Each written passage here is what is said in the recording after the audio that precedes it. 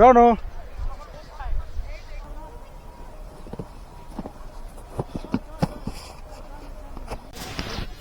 আমরা এখন যেখানে দাঁড়িয়ে আছি এটা হচ্ছে 6 নম্বর পয়েন্ট, এর উপর হচ্ছে 8 নম্বর পয়েন্ট। 8 নম্বরে যেতে গেলে আরও বেশি টাকা লাগবে, যেটাতে আমরা বসে এসেছিলাম। তো আমরা 6 নম্বরে কমপ্লিট করে দিলাম, আর কিছু নেব না এখন আপাতত। বরফ তো হাতে, কিরে হাতে হাতে হাতে হাতে মার।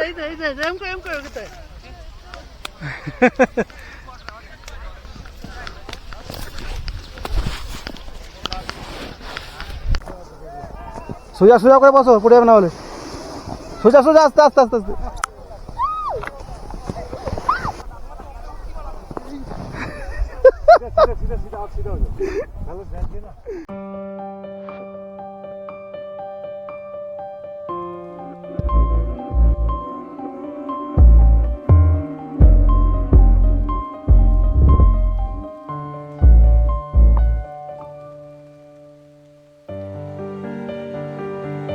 তো যে স্লেজ গাড়িটা আমরা নিয়েছিলাম সেটা ফার্স্ট টাইম বলেছিল 2100 টাকা। আমরা বার্গারিং করে 3টে স্লেজ গাড়ি নিলাম, সরি 4টে নিলাম, 3টে না 3টে, সেটা পড়লো 900 টাকা করে।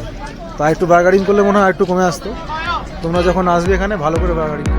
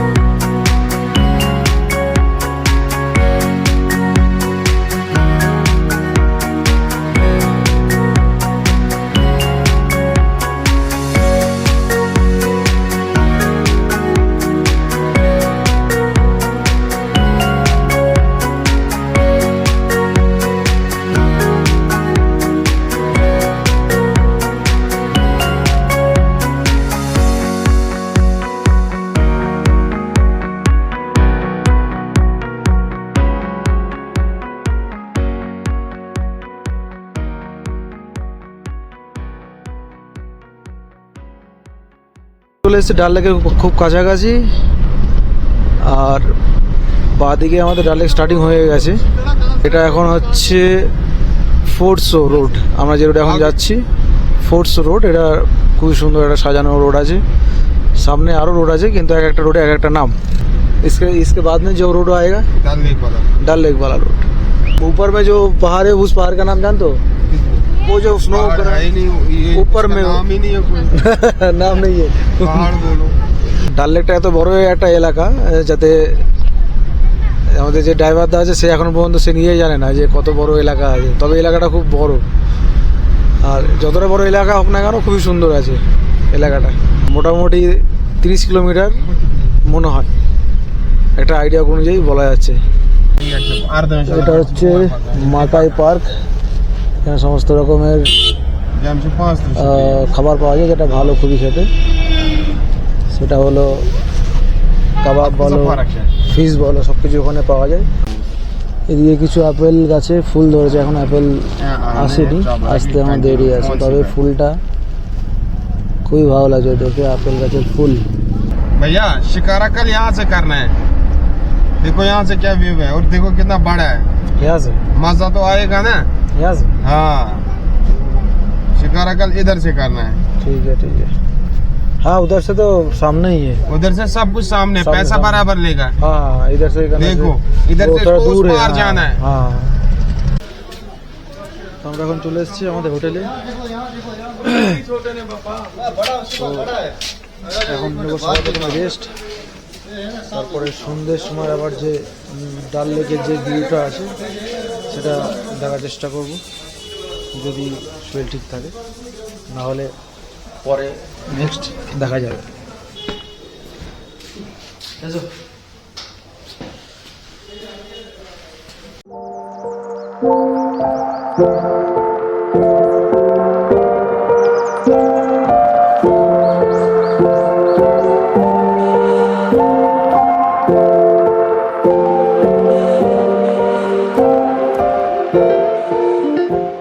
তো এখন টাইম হয়ে এসছে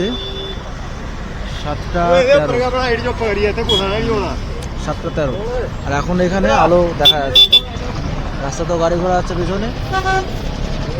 আমাদের ওয়েস্ট বেঙ্গলে মনে হয় এখন প্রায় মানে রাত হয়ে গেছে বললেই চলে, 6টা থেকেই তো সন্ধে হয়ে যায়, 7:13 মানে ভালোই রাত। তো এখানে এখনও পর্যন্ত রাত হয়নি, পাহাড়ি এলাকাতে ডিস্টেন্স একটু খুব কমই থাকে রাতে। চলো অনেকক্ষণ এখানে বসলাম, এবার কিছু দেখা যাক খাবারে কিছু প্ল্যান আছে কিনা। শুনেছি এখানে স্ট্রিট ফুড খুব ভালো, অনেকে ইউটিউবেও দেখেছি অনেক কিছু, এবার শুধু খাওয়ার পালা, আর চেক করবো কেরকম কি ভালো কিনা। এখন আছে আমাদের হোটেলের গলিতে, আর এখন টাইম হয়েছে রাত্রির 10:08। অনেক খোঁজাখুঁজির পরে একটা বাঙালি খাবার পেয়েছিলাম, খাবার বলতে একটা বাঙালি খাবারের জায়গা, সেটা হচ্ছে মমতা চক জায়গার নাম। ওখানে যেতে ভাড়া লেগেছে 500 টাকা 3 জনের। আর আমরা যেটা খেয়েছি হচ্ছে ডিম ভাত 3 প্লেট, 160 টাকা করে পড়লো, টোটাল মোটামুটি প্রায় 1000 টাকার উপরে।